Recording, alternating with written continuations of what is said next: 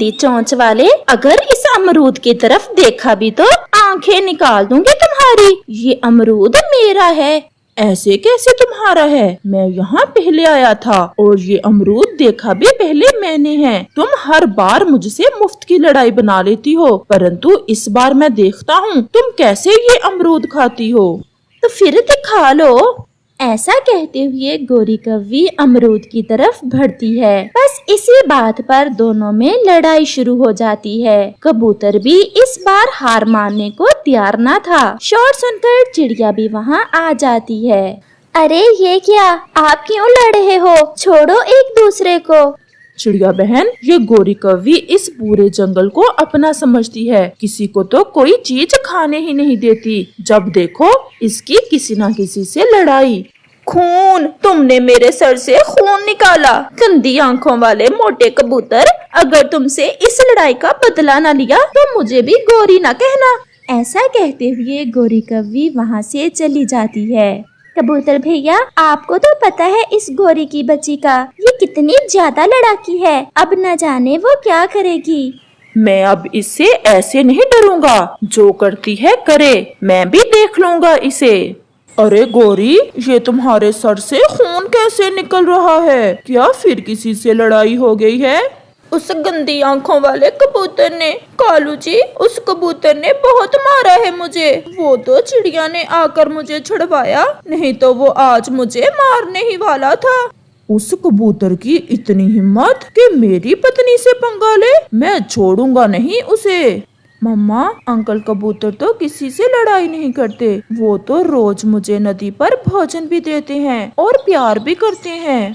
चुप कर जाओ, कैसे उस गंदे कबूतर की साइड ले रहे हो? कालू जी, अब कुछ करो, नहीं तो वो ये समझेगा कि मैं डर गई हूँ उससे। अब तो मैं उसे जान से ही मार दूंगा। ये हुई ना बात, परंतु कोई योजना बनानी होगी हमें। अगर सबके सामने उसे मारा तो दूसरे पक्षियों को पता चल जाएगा। तुम घर में ही रहो और मैं अपने मामा जी के पास जाता हूँ और मामा जी से कोई उपाय पूछता हूँ कि उस गंदे कबूतर को कैसे ठिकाने लगाएं। जल्दी जाओ कालू जी, मैं भी उसे बता आई हूँ कि मेरे पति जी उसे छोड़ेंगे नहीं।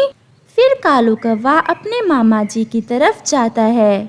क्या जरूरत थी कबूतर भैया, एक अमरूद ही तो था, ऐसे ही आपने लड़ाई की उस गोरी से।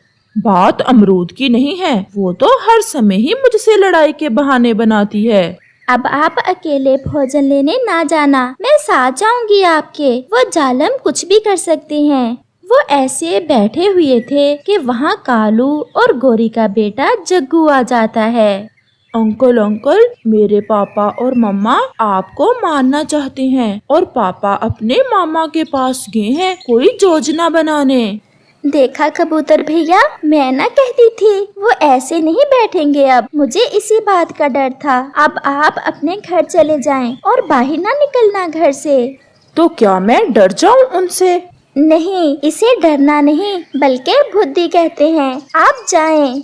जग्गू बेटा, मैंने कुछ भी नहीं कहा था आपकी मम्मा को, बस वो एक अमरूद को लेकर मुझसे लड़ पड़ी और अब न जाने क्या क्या प्लान तैयार कर रही है। अंकल, मैंने मम्मा से कहा कि आप बहुत अच्छे हैं, तो मम्मा और पापा मुझे डांटने लग गए। मामा जी, आपको कुछ ना कुछ करना होगा, वो कुछ ज्यादा ही बढ़ गया है। कौन? किसका कुछ ना कुछ करना होगा? वो गंदा कबूतर, उसने आज गोरी को मारकर गोरी के सर से खून निकाल दिया है। तो गोरी की लड़ाई हुई है कबूतर से? जी मामा जी, उसे तो फिर सबक देना ही होगा। मामा जी, उसे जान से मारना है, फिर ही गोरी खुश होगी। तो फिर तुम जाओ, मैं रात को आग लेकर आ जाऊंगा और जला देंगे उस कबूतर को और उसके घर को। रात में किसी को पता भी नहीं चलेगा कि उसके घर को आग कैसे लगी। मुझे पता था मेरे मामा जी कुछ ना कुछ जरूर करेंगे। आग कहाँ से मिलेगी मामा जी? ये तुम मुझ पर छोड़ दो, मैं रात को पास वाली बस्ती से आग ले आऊंगा। अब तुम जाओ, किसी को शक ना हो जाए। जग्गू, तुम कहाँ गए थे? मैं नदी पर पानी पीने गया था। मम्मा मम्मा आप छोड़ें, कबूतर भैया से लड़ाई ना करें, वो मुझे बहुत प्यार करते हैं। मैं उन्हें समझाऊंगा कि वो आपसे सॉरी कर लें। ये तुम न जाने किस पर चले गए हो। तुम्हारे मम्मा पापा तो ऐसे नहीं डरते लड़ाई से जितना तुम डरते हो। मम्मा टीचर कहते हैं लड़ना बुरी बात होती है और लड़ाई किसी भी समस्या का हल नहीं होती, बल्कि हमें बैठकर बात करनी चाहिए। ऐसे ही कालू कौवा भी घर वापस आ जाता है। गोरी थोड़ा पास आ जाओ मेरे। क्या कहा मामा जी ने? आज रात मामा जी आग लेकर आएंगे और हम जलाकर मार देंगे उस गंदे कबूतर को। सच सच कालू जी, फिर तो उसे जलता देख मेरे मन को शांति मिल जाएगी। आज मेरा एक बड़ा दुश्मन ठिकाने लग जाएगा। मैंने तो रास्ते में किसी से भी पानी नहीं पिया, मुझे बहुत प्यास लगी है। चलो गोरी नदी से पानी पी कर आते हैं। जग्गू तुम भी जाओगे पानी पीने? नहीं मम्मा आप जाएं, मैं थोड़ी देर तक पानी पी आऊंगा। फिर गोरी और कालू नदी की तरफ चले जाते हैं। मम्मा पापा मैं आपको ऐसा नहीं करने दूंगा, मैं बचाऊंगा अंकल कबूतर को। मुझे बताना होगा अंकल कबूतर को। फिर जग्गू अपने घर से कबूतर की तरफ जाता है। अंकल अंकल आप कुछ करें, आज रात मेरे मम्मा और पापा मामा जी के साथ मिलकर आपके घर को आग लगाने वाले हैं। अंकल मम्मा आपको मारना चाहती हैं। क्या जग्गू बेटा ये आप क्या कह रहे हैं? मैंने खुद सुना, अंकल मम्मा और पापा बात कर रहे थे और आज मेरे पापा मामा जी के पास इसीलिए तो गए थे। आप प्लीज आज अपने घर में ना सोना। आप बहुत अच्छे हो बेटा, जो आपकी सोच अपने मम्मा पापा की तरह नहीं है। आपके दिल में प्यार है, एहसास है। अंकल मेरे मम्मा पापा को ना बताना कि मैंने आपको ये बात बताई है, वरना वो मुझे मारेंगे। आप घर जाएं बेटा, मैं आज रात चिड़िया के पास जाकर सो जाता हूँ। अंकल मेरा ना बताना। ऐसा कहते हुए जग्गू वहाँ से चला जाता है। कबूतर चिड़िया के घर के दरवाजे पर दस्तक देता है। अंदर आ जाएं, दरवाजा खुला ही है। चिड़िया बहन जल्दी से दरवाजा बंद कर लें। फिर चिड़िया दरवाजे की कुंडी लगा लेती है। क्या हुआ कबूतर भैया, आप बहुत घबराए हुए लग रहे हैं। अभी अभी गोरी और कालू का बेटा जग्गू आया था। वो मुझे बताकर गया है कि आज रात गोरी और कालू अपने मामा जी के साथ मिलकर मेरे घर को आग लगाने वाले हैं। क्या आग? वो ऐसा कर सकते हैं? मुझे तो पता है वो बहुत जालिम कौवे हैं। वो इंतकाम की आग में जलते हुए कुछ भी कर सकते हैं। आपने बहुत अच्छा किया जो आप मेरे पास आ। जंगल में रात भी हो जाती है और कालू का मामा जी पास वाली बस्ती में जाकर एक घर के पास एक पेड़ पर बैठ जाता है।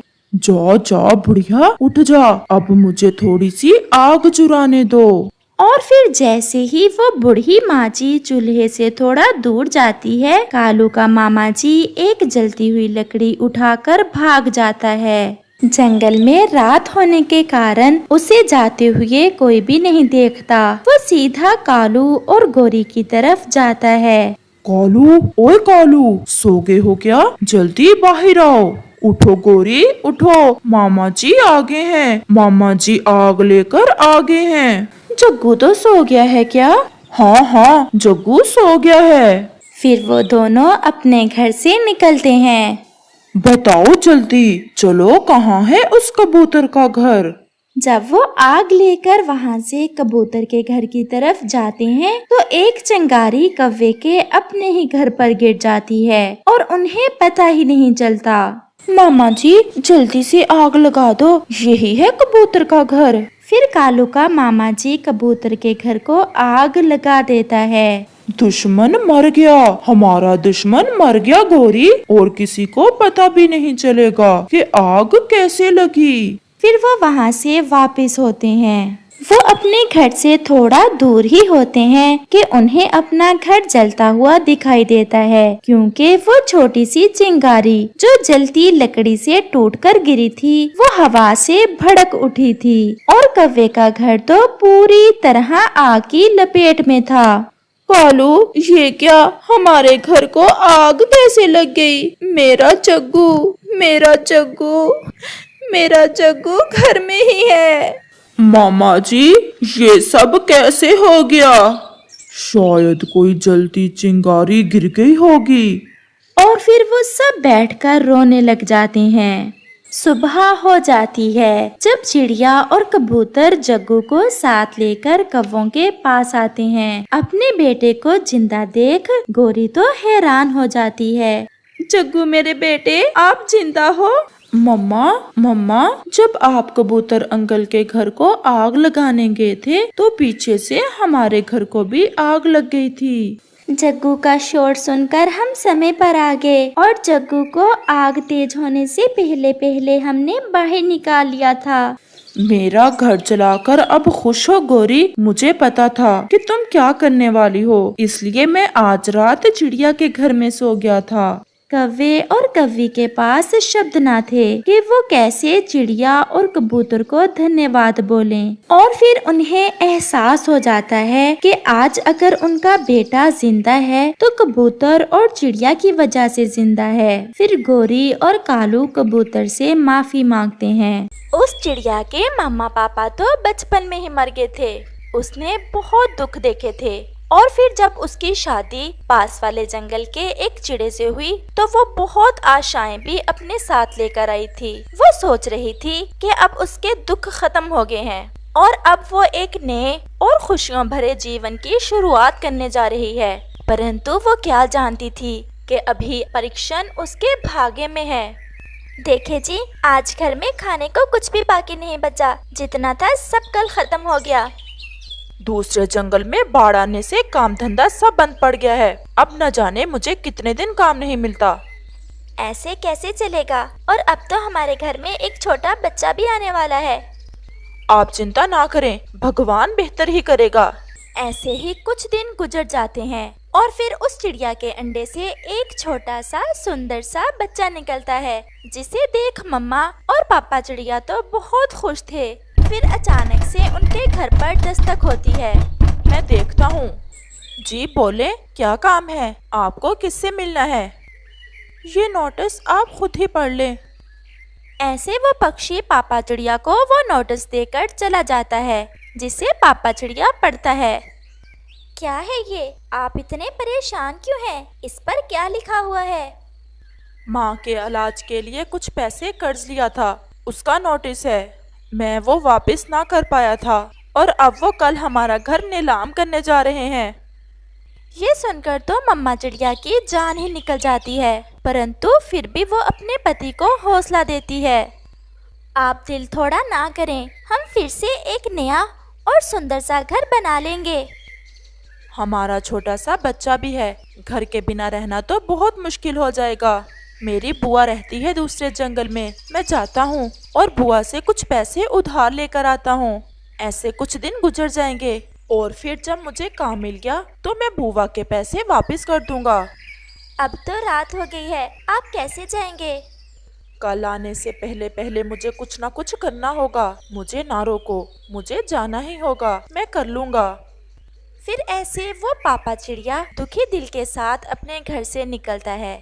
अभी वो नदी के पास ही पहुंचा था कि तेज हवा के साथ आसमान पर गहरे बादल आते हैं और साथ ही बारिश भी शुरू हो जाती है। ऐसे ही एक बिजली उस पापा चिड़िया पर आकर गिरती है और वो सारे दुख सारे गम अपने साथ ले जाता है। वो तो मर जाता है।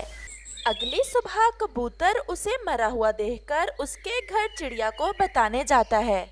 चिड़िया, जब रात तूफान आया तो तुम्हारा पति नदी पर क्या करने गया था? वो अपनी बुआ के पास जा रहे थे कुछ रकम उधार लेने। चिड़िया, आपके लिए एक बहुत बुरी खबर है। सुबह जब मैं नदी पर गया तो मैंने देखा कि आपका पति वहाँ मरा पड़ा है। नहीं कबूतर भैया, वो मुझे ऐसे दुखों में अकेला छोड़कर नहीं जा सकते। चिड़िया, हकीकत को मानना पड़ता है। ऐसे कबूतर वहाँ से चला जाता है।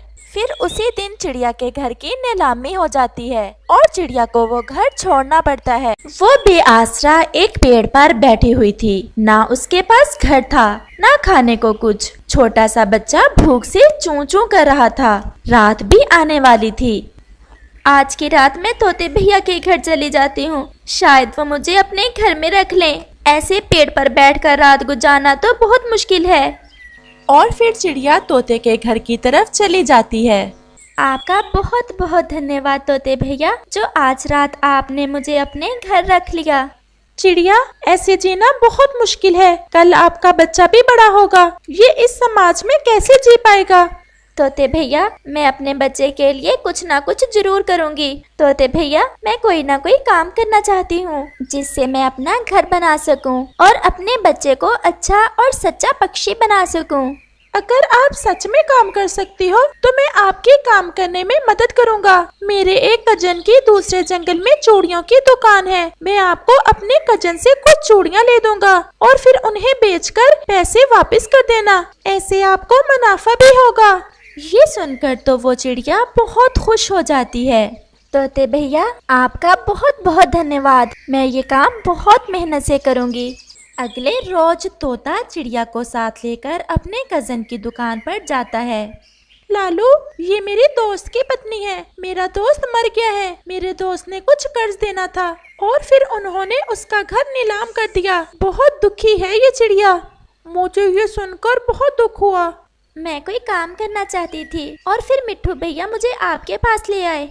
आप ये कुछ चूड़ियां ले जाएं। इन्हें बेचकर आप अपना मुनाफा रख लेना और दाम मुझे वापस करके और चूड़ियां ले जाना। ऐसे आप जितनी ज्यादा चूड़ियां बेचोगे उतना ही ज्यादा मुनाफा आपको होगा। आप देखना, मैं ये काम बहुत अच्छे से करूँगी।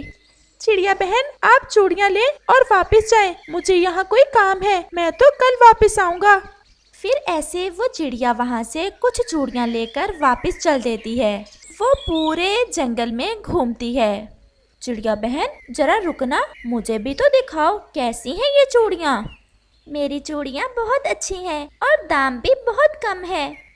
जरा पहनाओ तो मेरे पंखों में, मैं भी तो देखूं कैसी लगती हैं ये चूड़ियाँ। फिर ऐसे चिड़िया की चूड़ियाँ तो पूरे जंगल में मशहूर हो गई थी, क्योंकि वो तो घर घर जाकर चूड़ियाँ बेचती थी। चूड़ियाँ ले लो जी, चूड़ियाँ, रंग बिरंगी सतरंग चूड़ियाँ। वो ऐसे आवाज लगा लगा कर अपनी चूड़ियाँ बेचती थी। फिर ऐसे ही कुछ दिन गुजर जाते हैं। तोते भैया, मैं आपका एहसान कभी नहीं भुला सकती। अगर आप उस रात मेरी मदद ना करते तो न जाने आज मैं किस हाल में होती। चिड़िया, ये सब आपकी अपनी मेहनत है। अगर आप मेहनत ना करती तो मैं भी कुछ ना कर पाता। फिर ऐसे वो चिड़िया अपने चूड़ियों के मुनाफे से अपने लिए एक सुंदर सा घर बना लेती है। उसकी चूड़ियाँ तो बहुत ज्यादा बिकने लगी थी। इसी कारण उसे मुनाफा भी ज्यादा हो रहा था। कबूतर और तोते भैया, मैंने सोचा है कि मैं इस जंगल में गरीब पक्षियों के लिए एक अनाथालय बनवाऊं, जिसमें गरीब पक्षियों और छोटे बच्चों को रखूं। चिड़िया, ये तो बहुत बड़ा काम है। ऐसे तो कोई भी गरीब पक्षी भूखा नहीं सोएगा। चिड़िया, इस काम में हम सब भी आपकी पूरी मदद करेंगे। फिर वो सब मिलकर अपने जंगल में एक अनाथालय बनाते हैं, जिसमें गरीब पक्षियों को मुफ्त खाना दिया जाता। चिड़िया, आप कितनी दयालु हो जो आपने हम गरीब पक्षियों का भी सोचा। हम तो रोज शाम को भूखे ही सोते थे, कभी किसी ने हम गरीबों का नहीं सोचा था। चिड़िया, हम गरीब जरूर हैं। अगर हमें करने को कुछ काम मिल जाए तो हम काम भी कर सकते हैं। कालू भैया, ये बात तो आपने बहुत अच्छी की है। मैं कल से पास में ही एक छोटी चूड़ियाँ बनाने वाली फैक्ट्री लगवा देती हूँ। यहाँ सब गरीब पक्षी काम किया करेंगे और फिर ऐसे हमारे जंगल में कोई भी गरीब नहीं रहेगा। दोस्तों, आपने देखा कि कैसे एक चिड़िया ने अपनी मेहनत और लगन से दुखों का मुकाबला किया और अपने साथ साथ दूसरों की मदद भी की। इस कहानी से हमें सीख मिलती है कि हमें भी किसी मुश्किल समय में घबराना नहीं चाहिए, बल्कि खुद में हिम्मत पैदा करके मुश्किलात का मुकाबला करना चाहिए।